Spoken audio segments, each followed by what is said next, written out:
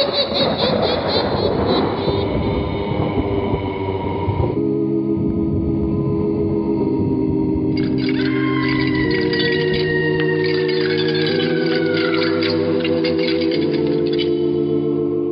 Mysterious Old Radio Listening Society podcast.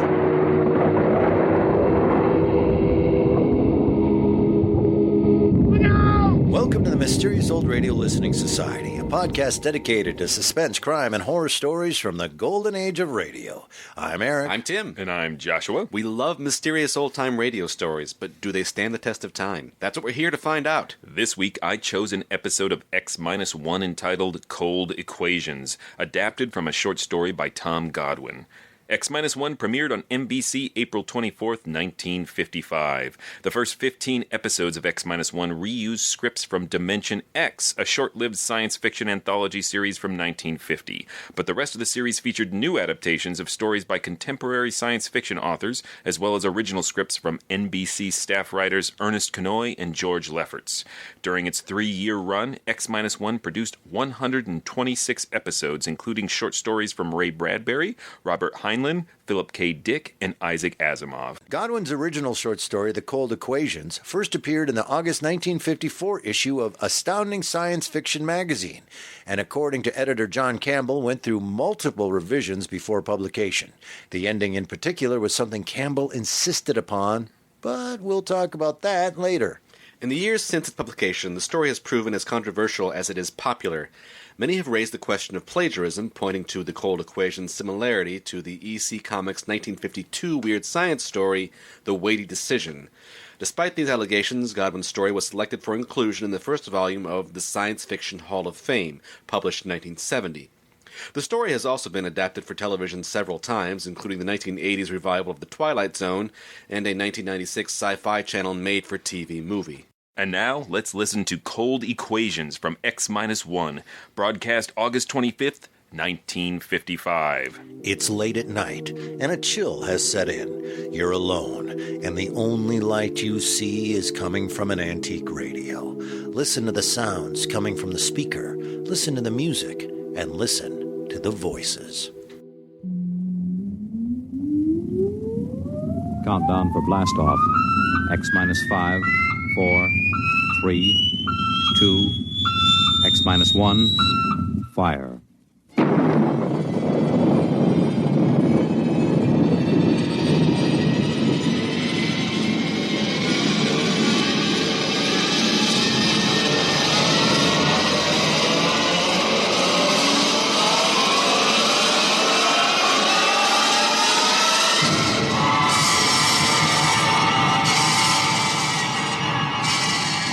From the far horizons of the unknown come transcribed tales of new dimensions in time and space.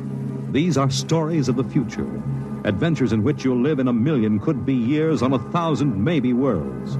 The National Broadcasting Company, in cooperation with Street and Smith, publishers of astounding science fiction, presents X minus 1.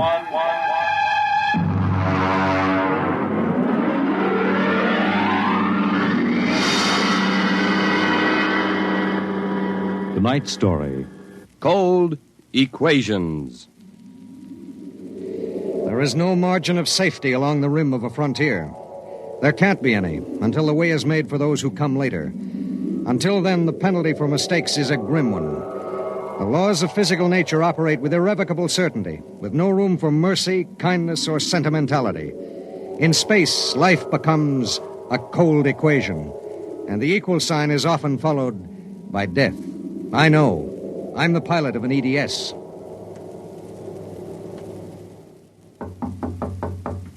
Come in. You sent for me, Commander? Yes. Sit down, Barton. We just got an ED from the Territorial Space Station on Woden. Woden. That's in the Crab Nebula, isn't it? That's right. There are 2 exploration parties there on Manning's continent. 8 men each. Mm-hmm. They've got calla fever in one of them and no serum. Oh, and I thought this was going to be a nice, quiet passenger run. Computers are working out your payload and your course right now. In exactly 10 minutes, we'll drop into normal space and launch your ship. I'll get her ready. One thing. What's that? Woden is at the maximum pay limit for an EDS. Figuring the weight of the serum, We'll be able to give you just enough fuel to land on Manning's continent if you make it the first pass. Otherwise, you'll burn out in midair. Mm-hmm. Standard procedure. Report to launching control. Right. Good luck, Barton. Thanks. Oh, by the way, Yes? when can I expect to be picked up? We'll make a stop on the run back to Earth sometime next year. You'll be notified by radio. Okay. Sorry, we can't make it sooner. That's what happens when you sign on for EDS work. I'll see you next year, Commander.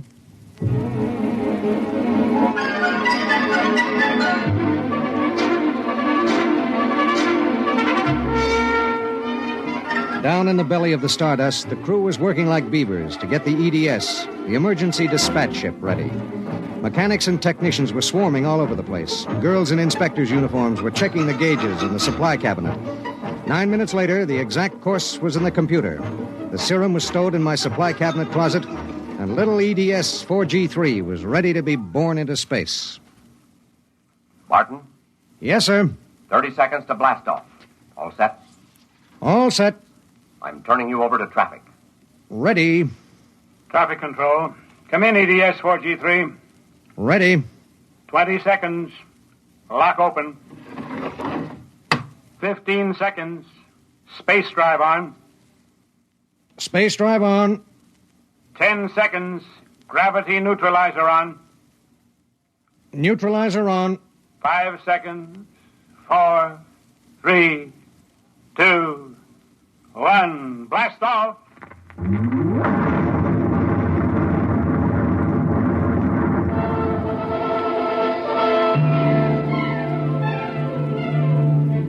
I don't remember how long it was afterwards that I first noticed something wrong. Maybe an hour, maybe 2. There was nothing to show it except the needle and the heat gauge. It was on 0 when we left the Stardust, and now I noticed that it had crept up toward the 30 mark. That meant something inside the ship was radiating heat. That something was in the supply closet, and it was alive.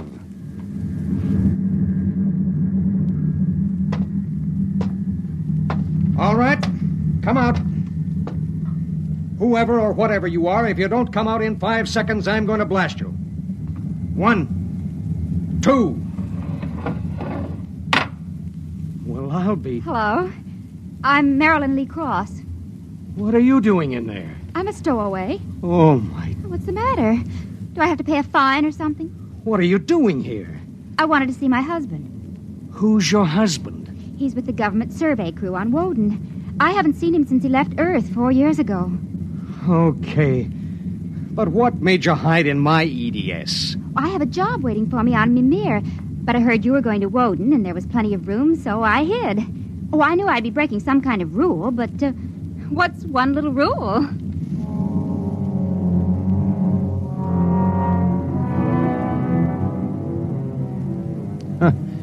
What's one little rule?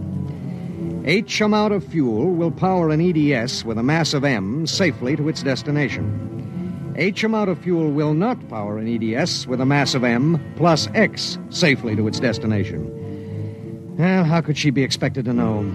She was 5'2" with brown curly hair and the faint, sweet smell of perfume. She was 5'2" and she smelled like apple blossoms. And her name was X in an equation that would have to be balanced.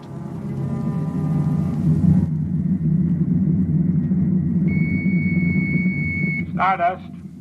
Come in, EDS. Come in. This is Barton, emergency dispatch pilot 4G3. Go ahead. Give me Commander Delhart. What's the message, EDS? I have to consult Commander Delhart. The commander is busy. Listen, you squirt. Give me Commander Delhart. One moment, 4G3. Commander Delhart, emergency message from EGS 4G3. This is Delhart. What is it?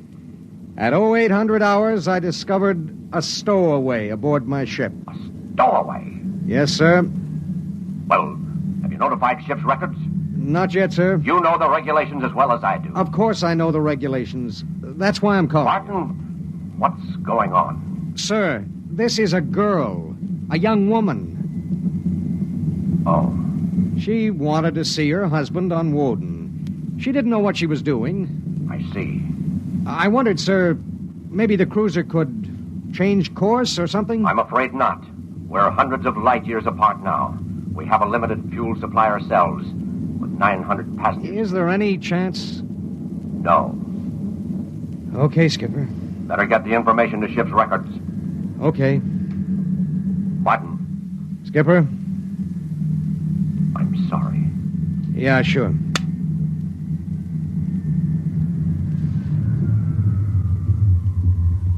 You cut our acceleration, didn't you? Yes. Why? Well, save fuel. For a while. How did you manage to stow away? I was taking a language lesson in Mimirese from a girl in the inspection corps. The order came in for your trip, and I just went along on an impulse. Oh, it was easy. I'll be a model prisoner, I promise. Oh, if you were only a thief or a spy, it would make it easier. Make what easier? Forget it.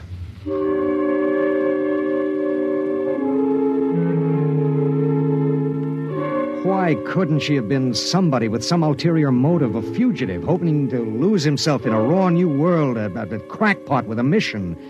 Why did she have to be a woman? A beautiful, kind, trusting woman?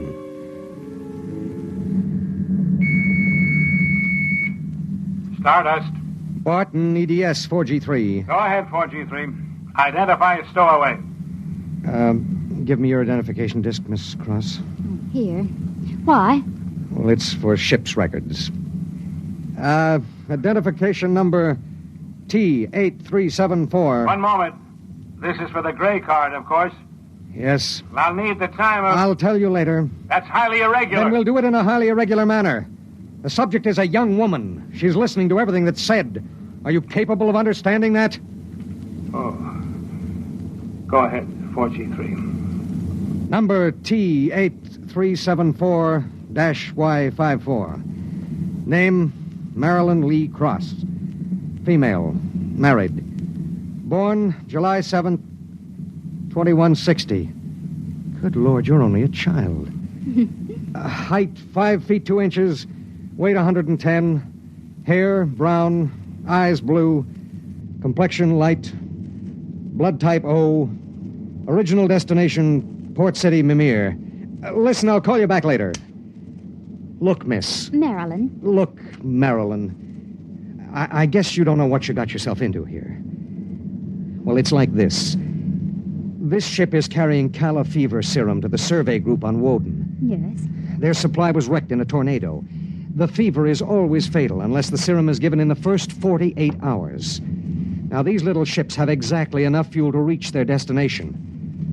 If you stay aboard her, your added weight will cause it to use up all its fuel before it can land.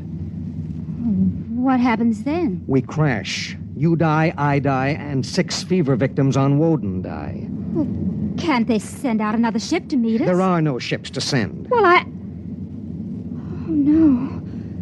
Oh, no, you couldn't do that. That's how it has to be. But that's crazy. I haven't done anything. I haven't hurt anybody. I'm sorry. I should have told you before, but I wanted to make sure there was no other way. You mean it? You're going to make me leave this ship?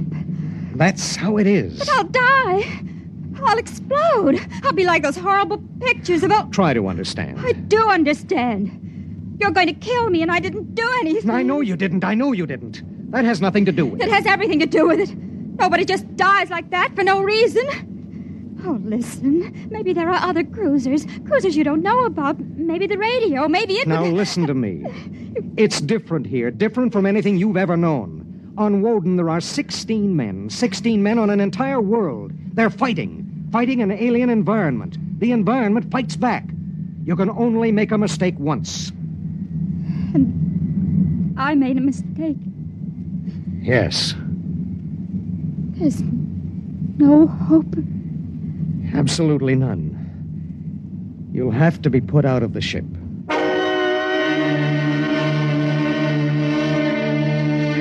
It was better so. With the going of all hope would go the fear. Then would come the resignation. She needed time, and there was so little. EDS. Starship to EDS. Need pertinent data. All right, Starship. When do you expect to complete your report? I need a computer check. I'll give you statistics. Statistics. This is EDS 4G3. I'm intersecting course vector 7.3 at 0831. Deceleration 1750, weight 1 ton. I would like to stay at point 10 as long as the computers allow. Will you give them the question? Check. I'll call you back. We wouldn't have long to wait. The new factors would be fed into the steel maw of the computer bank, and the electrical impulses would go through the complex circuits. Here and there, a relay would click, a tiny cog turn over. But it would be the current, formless, mindless, invisible, which would determine with utter precision how long the pale young girl beside me would live. 5 little segments of metal in the second bank would trip against an inked ribbon, and the machine would spit out the answer. You will resume deceleration at 1910. It was 1810 when he spoke. 1 hour. She has 1 hour to live.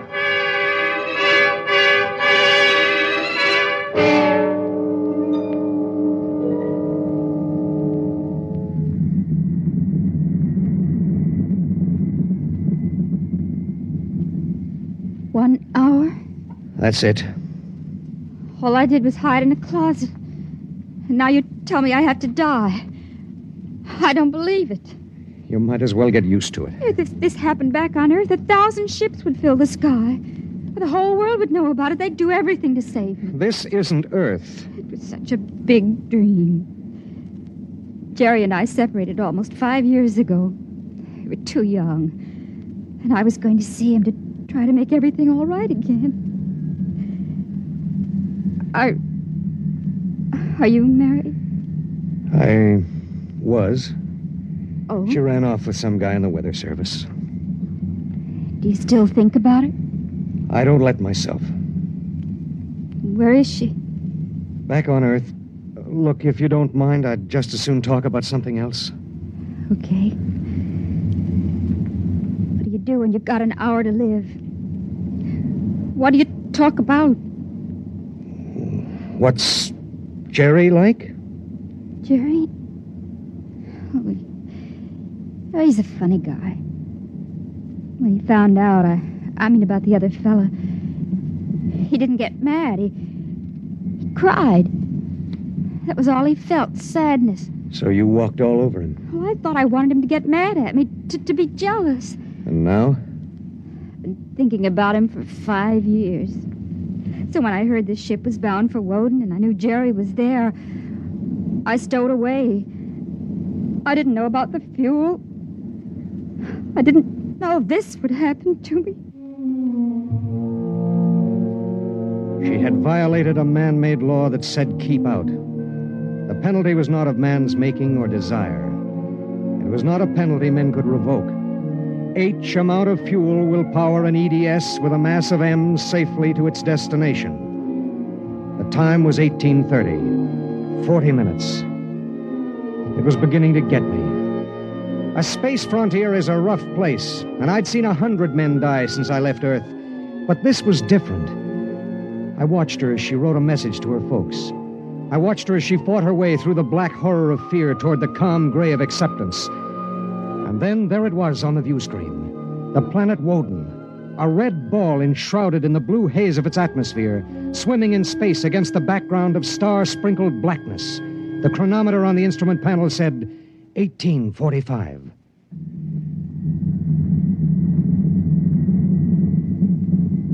Listen, we're in radio range of Woden now. I mean, would you want me to try to contact your husband? Jerry? It'd mean he would know you're going to die. There'd be nothing anyone can do. Yes. I would like to talk to him. Do you think we can? Well, the planet is turning. If his group is on the side facing us, we might be able to reach him. Oh, try. All right. Hello. Hello, Woden. EDS to Government Survey Group. Can you hear me? Come in, Woden. They may not be monitoring. Hello? Hello? Hello. Identify yourself, please. This is Government Survey Group 1 on Planet Woden. This is John Barton, EDS pilot. Do you have the serum? Yes. How bad is it? 1 man died last night. 6 have the fever. How long will it take to... I start deceleration at 1910 hours. I should be able to land at 1930. Thank God. Look, do you have a Gerald Cross in charge of the group? Commander Cross? Yes, we do. Could I speak to him? He isn't here. He's out with the survey team. When do you expect him? Can't say. How do you read me? How much time do we have left for communication? Less than 15 minutes. All right. If Commander Cross comes back before we lose radio contact, will you have him buzz me? It's important. Okay, EDS. I'll keep the set open. Check.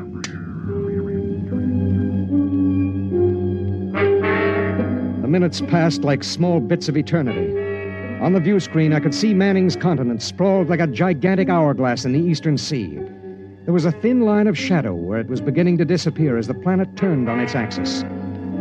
I looked at the pale woman next to me, and I thought of another woman long ago who'd sat next to me and cried because I wouldn't try to understand. What had she written in those letters back home?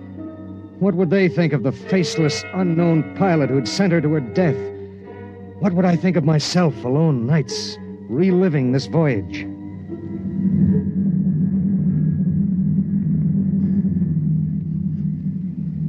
It's cold, isn't it? I'll turn up the thermostat. Nothing from Jerry? We have about 2 minutes of radio contact left. Maybe it's better. I mean, suppose it were you and your wife tried to call you. How would you feel? I don't know. Do you ever hear from her? I got a letter about a year ago. I tore it up. That was foolish. Yeah, it was. Life is so terribly short to be wandering around alone. Well, wait a second, we're getting something. How much time before I have to leave the ship? About 10 minutes. Hello, EDS. Hello, EDS. Come in. Come in. EDS. This is Woden. I have Commander Cross. All right, go ahead. Hello, this is Commander Cross. Jerry Cross? Yes. I have someone for you. Go ahead. Hello? Jerry? Hello? Jerry? Who is it? It's me, Marilyn. Marilyn? I wanted to see you again. I stowed away on the EDS. You what? But Marilyn... It doesn't matter, Jerry. All that matters is that I can tell you all the things I've kept inside for so long. Jerry, I want you to know I've never forgotten. Oh, it's been so many years. I can't believe it. I thought I'd see you again, but now I can't. Jerry, you don't hate me, do you? Hate you? Oh, Marilyn, I've never stopped loving you. Not for an instant. Oh, Jerry. Listen, we don't have much time. The transmission is getting fuzzy. Oh, Marilyn, I've got to see you. There's got to be some way. But there isn't. Let me talk to the pilot. Give it to me. Hello. Pilot, have you called the mothership? Did you have them checked with the computers? I've done everything. You've been on the frontier long enough to know the setup in an EDS. Oh, dear God, there must be something, some way. Do you think I'd let this happen if I wasn't sure? He tried to help me, Jerry. He tried. And it really doesn't matter. I'm not frightened anymore. Not now. But how did you get here? I don't understand. Well, I was going to Mimir to take a job, I thought. And now I realize I was just going because I'd be closer to where you were. Oh, Jerry, all this time... Don't. Let me tell you something. Marilyn, I've always known you'd come back to me. I've known it every minute. It's what's kept me alive. I want you to hold that in your mind. Jerry, I can't hear you. We haven't much time. We're losing radio contact. Jerry! Oh, don't cry, darling. Just know how I feel. I do. It's fading. There are so many things to say. Jerry, if you can still hear me, maybe I'll come to see you again. Maybe I'll come to you in your dreams, or be the touch of a breeze, or one of those golden-winged little birds singing my silly head off. Maybe I'll be nothing you can see or hear, but you'll know I'm there. Think of me like that, Jerry. Goodbye. Goodbye, my darling. She sat motionless in the hush that followed. And then she looked at me. Now? Now. I pulled down the black lever, and the inner door of the lock slid open. She walked with her head up and the brown curls brushing her shoulders. I let her do it alone. She stepped into the lock and turned to face me, and I could see the pulse in her throat. I'm ready. I pulled the red lever, and there was a slight waver as the air gushed out. I thought I sensed a bump, as if something had bumped the outer door. And then there was nothing. The white hand of the closet temperature control was back at 0. A cold equation had been balanced. and I was alone in the ship.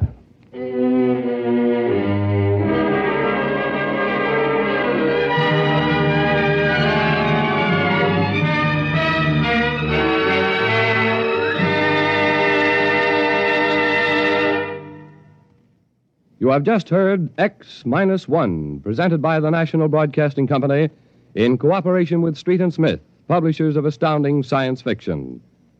Tonight, by transcription, X-1 has brought you Cold Equations, written by Tom Godwin and adapted for radio by George Lefferts.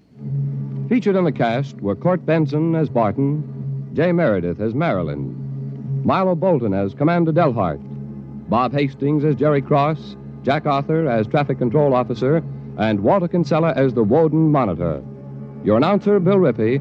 X-1 was directed by Ken McGregor and is an NBC Radio Network production.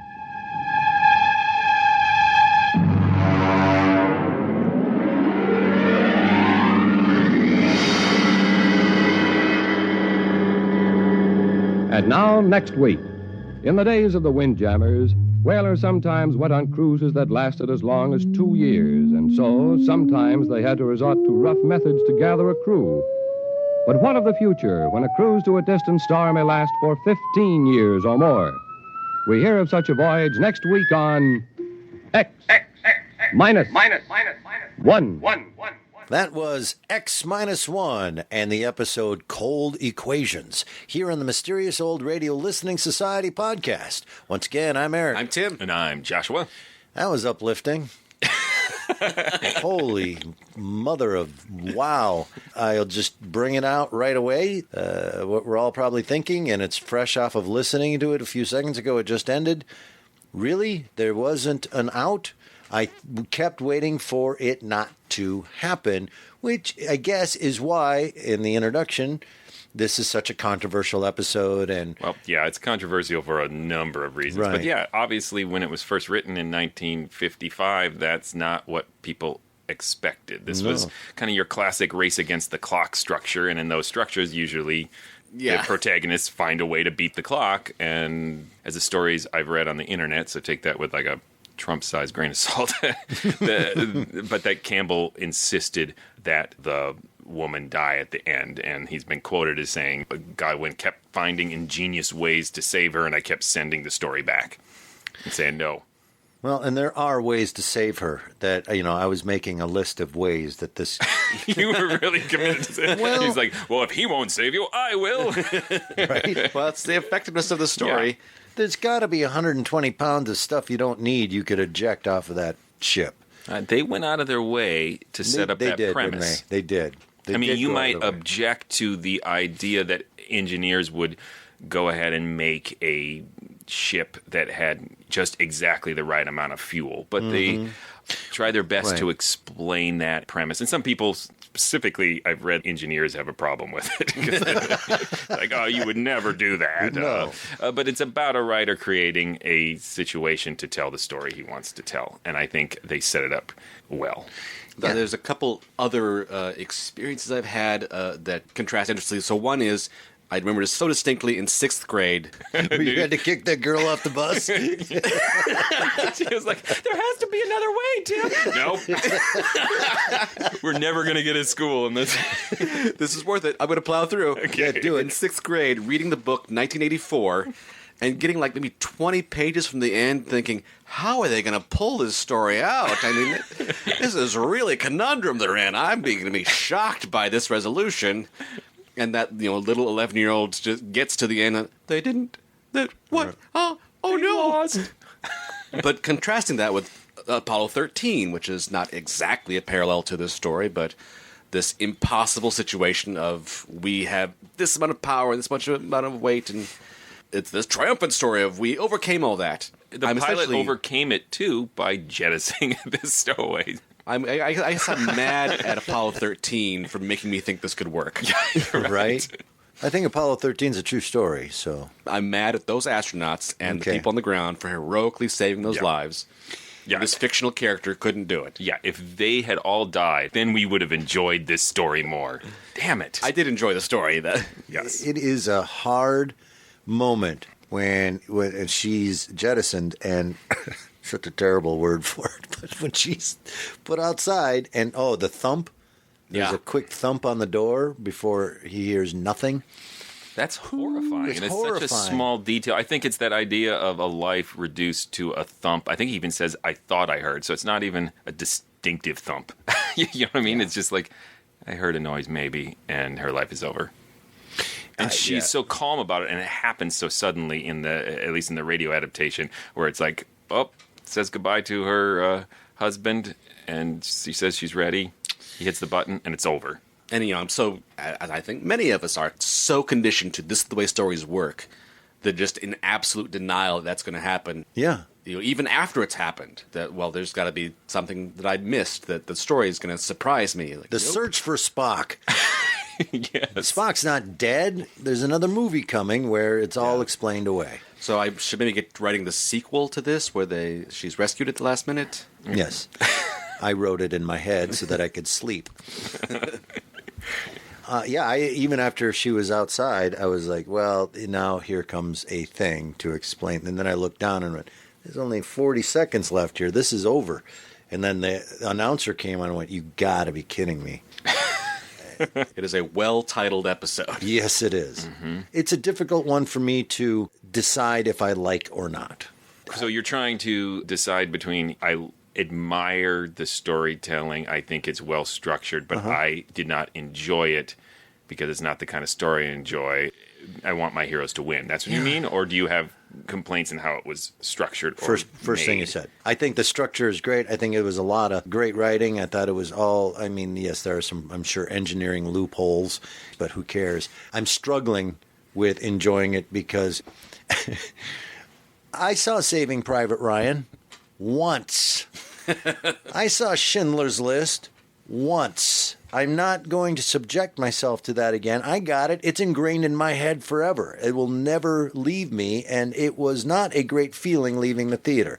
It was a difficult thing to go through. I was at a Target once where a woman grabbed a copy of Schindler's List and put it in her shopping cart, and I could not help myself. And I said, stopped her? I said, can I ask a question? Have you seen that? She said, yeah, it's a great movie. Oh, yeah, it's a great movie. Absolutely. When is the day coming where you're going to say, you know what I feel like doing tonight? Let's pop in Schindler's List. Today went a little too well. Let's temper that. Let's see the girl in the red dress, and you know what I mean? So that feeling, I guess, when I'm trying to escape from the world, it's hard for me to say, that was awesome, when I feel that terrible when it's done. The power of that last moment overshadows what I think are some odd plotting moments before that. Let's hear about it. How did No, I take that back. I was going to say, how did random woman get into this cabinet? But they did say girls in inspector jumpsuits. Like, they dropped the hint about how she got in there. Yep, she just slipped in. And I mean, part of the idea behind the story, too, is that they're not that worried about it because often they're not dealing with people who aren't familiar with the unforgiving nature of space travel. She was going from Earth to one other civilized colony. There's a short line where she got a job. Yeah. And so she's not familiar with this type of space travel. And that's the big theme of this story, is the frontier. They pretty much lay it all out in those opening lines, which I think are pretty interesting, of just about there are no margin of safety along the rim of a frontier. And there's no room for mercy, kindness, or sentimentality. It's just laid out. And so I think part of their shock is that they're just used to people knowing if you stow away, you're dead. Mm-hmm. And this is a person who just didn't know. Because immediately when she tells her husband, when she manages to make contact, I'm on the EDS, he's like, oh my God. Yeah, he knows right away what that means. And there have obviously been some modern criticisms of it for sexism, that it was a woman, and ignorance of the consequences was chosen to be a female. But to me, I think you have to have a certain amount of cultural relativity. And this is the 1950s, stories written by a man, largely for men. And yeah, it's probably a little sexist. In other news, the sky is blue. It's like. Right. But I did also read, again, I don't know if it's true, that John Campbell, the editor, wanted it to be a woman. He was going for maximum manipulation because he knew his readers and wanted, like, who's somebody who no one is going to find any reason in this scenario to blame. In the short story, they spent a lot of time where the pilot, before he opens the door and sees that it's a woman, gets his blaster ready and just talks about, if it's a guy, I have no problem. I'm going to take him at gunpoint and blast him out the airlock. So it's like they make a big deal out of this. Is very different. I 100% thought through most of this he was going to let her land and jettison himself. That was one thought I had. Is he going to put an automatic pilot? Is he going to try to teach her how to pilot this? Can he do that in an hour? It was set up because of their conversation about losing their relationships. Yeah. And I thought we were going down the path of these two are quickly going to fall in love. Do you know what I mean? Like, here we go. Like, no wonder you were so crushed. You saw so much potential happiness in this story. But the way it was being presented was they're having this conversation. Well, yeah, and I left him, and and you had that happen. And hey, wait a minute. I thought it was going to be that moment, and then that's where I went down Tim's path, where I thought, oh, he's going to fall in love with her and jettison himself. Or the path where she gets a gun and yeah, there's that. Or they found 120 pounds of stuff they could throw out the window.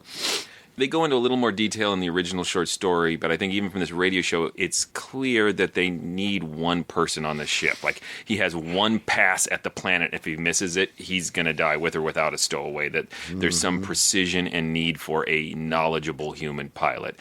I think you're right. They could have made that clear with like one line in here and take that hope away from you early on. But I think that conversation between them about the relationships going bad is meant to give us hope of a resolution. It's different in the original short story. She's going to visit her brother, and Ooh, she's gross. Even they were younger. Married? Yes. Married. 50s were different. I like this change of a estranged husband. It also gives you more insight into the pilot when we get to hear that he had this bad relationship. And this idea, too, because her estranged husband is on the planet. So clearly, like, these guys who, like, their marriage goes bad and they just go off into the frontier to forget their troubles.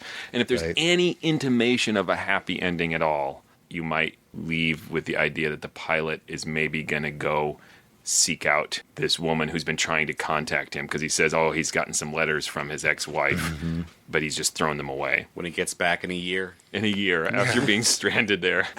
The guy who just listened to his ex-wife die. Yeah. I mean, like a seed of a potential future happy ending. That you made the choice to jettison. Yeah, you got to go look at gets worse the more we talk about it. He's got to go. He's got to go talk to that guy and say, "Yeah." X-1. Here's an issue I have with X-1 in general. This is why I chose this one. I know what you're going to say. You do? Yeah. Is it that they are too lighthearted often and too comic? I was like, here's one. I'll show Eric. It still had its lighthearted, dumb moment. Listeners, off the air, we have this argument all the time about X-1. They have a tendency to pick music that sounds like 50s educational film soundtracks. Because it was the 1950s, and I think we associate that with educational films, but that was the music that was in everything. And I'm sorry, this episode was too funny for you? Just want something with a little more gravitas. It's the music of X-1. They wimped out. You can say commerce, industry over everything, all the music that X-1 is one of my favorite radio shows. I don't mind it. It has great moments. This is my favorite by far. I knew it would be. The music it's distracting to me, but that's my only complaint about the show. That, and I'm not sure, like, for example, if my daughter or my wife, who love old-time radio, said, hey, do you have something we should listen to? I don't know if I'd recommend this to them because of the ending. It's like saying, be sad. I'm going to make you sad on purpose. Go listen to this. You've never given the gift of sadness before. Not on purpose. Plenty of times, yes. I mean, it was a girl I kicked off the bus in 6th grade. She shoulder rolled. It was okay. Was she really strong at the end? I'm not scared anymore, Tim. Oh, she cried and cried. Other thoughts, gentlemen, on this episode? I'll say again, the terrible, terrible, unexpected, bleak ending allowed for more sentimentality than I would usually be up for in a radio show, which I thought was interesting. It allowed the last call between her and her estranged husband to be far more maudlin, or it didn't feel maudlin because gonna die in seconds. Because she's talking, I'll come back to you in your dreams, and maybe I'll be that bird who's sing. Yeah, and which would be just too saccharine under other circumstances. But they knew what they were doing. Yeah, there was some smart structuring of, I don't know if we'll be able to get a hold of him. Okay, we got a hold of somebody, but your husband's not there. He's going to be coming back, maybe in time, maybe before we lose contact. And just narrowing that window down further and further, and every grasp at hope you have, it gets more and more fleeting until you just have this one brief conversation. Yeah. But in the moment, without knowing that was coming, I admit to being a little bit of a jerk and be like, oh, yeah, you're going to come back as a birdie, lady. Oh, whatever. And then, oh, no, that was the last thing you ever said to him. I'm sorry. That goodbye was like a Ken Burns Civil War letter. Oh, Sarah, when the wind blows. All right. Thanks for doing that to us. Yeah, thanks, Joshua. You jerk face. It was a story. It didn't really happen. I didn't push her out the airline. I will say it has to be, for so many reasons, a classic. Yeah. And stands the test of time. Touch on the other controversies of this, other than a terrible, horrific, I should say, ending, that it was plagiarized? Just that I've read that some people have accused it to similar stories in EC Comics. That's about it. That controversy, there's plain controversy for the bleakness and unforgiving ending. Some controversy about making it a woman. But that, I think, is basically it. And some people just objecting to the premise, felt too manipulated by setting up this situation in which there was no other recourse but to jettison her, that somehow that was manipulative. And I'm like, well, yeah, that's what a writer does, is manipulate you. So I couldn't really agree with that. And I will say, as one little tidbit, there is an interesting other adaptation of the story from a show a couple years later called Exploring Tomorrow, which is interesting because it's hosted by Campbell, the guy who edited this short story, but it's not very good. That's the reason I didn't bring that. It's really abridged for some reason. It's maybe 12 minutes long. I mean, it goes so fast that it doesn't have any of the impact of the Stowaway, get out of here. Yeah, it's pretty much it. It's like, yeah, stowaway, no fuel. So sad. Bye. Just took out the verbs. I think it's interesting from a historical perspective because it's actually John Campbell hosting and narrating it. He's not really a good narrator either. Guys, don't listen to this. Tim? Yeah, it is a classic. It is incredibly well made, a very impactful story. Certainly stands the test of time. I don't know that I'll be listening to that one again. No, I'd never do that to myself. I think it's a classic. Of course it is. And yeah, you wouldn't listen to it over and over again, but I just wanted Eric to think of this episode the next time he told me X-1 was too silly. Lesson learned. You have to admit there are some silly X-1s. There are. Yes. Most of them. Fine. Guys, this whole podcast was just a fight between me and Eric. We made all of our listeners a part of it. I'm sorry. All right. Well, thank you so much for listening, everybody. Tim? Please go visit ghoulishdelights.com. There you'll find other episodes of this podcast, as well as information about our live shows. You'll find links to our Threadless shop, where we can sell some swag to you if you are interested in that sort of thing. You'll also find a link to our Patreon page, where you can support this podcast, because we love support. You can also find links to our Facebook and Instagram accounts and just chat with us and other fans. Yes, and you can also listen to a podcast called Breaking Walls, which we are really enjoying right now. It is a history of the American radio drama done in a serialized documentary form. Check it out. It's at thewallbreakers.com. And also go to iTunes and write a review for us. Make it a really depressing one. Give it an uplifting ending. Thank you. The next episode is mine, and we're going to be listening to an episode of The Mystery House called The Thirsty Death.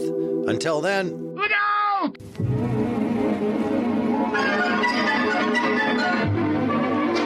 Commerce, industry...